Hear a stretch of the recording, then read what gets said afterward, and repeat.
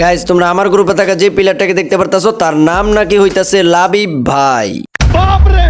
যেটাই হোক, লাবিব নামে তোমরা যে প্লেয়ারটাকে দেখতে পারতাছো সে কিন্তু হইতাছে আমার গিল্ডের প্লেয়ার। এখন তাকে নিয়ে ম্যাচ স্টার্ট দেওয়ার পর ম্যাচের ভিতরে কি ঘটনা ঘটলো আজকে তোমাদেরকে আমি সেটাই দেখাবো। ठीक है भाई ओके। ম্যাচের ভিতরে আসার পর দেখি আমাদেরকে দিয়ে দিল নাকি উল্টা পাল্টা ধরনের একটা ম্যাপ। এখন একটু সামনের দিকে আসার পর দেখি যে উড়াদুরা হ্যাকার লেভেলে কিছু ফাইট হইতাছে। এখন আমি মারতে না মারতে দেখি যে হকার লেভেলের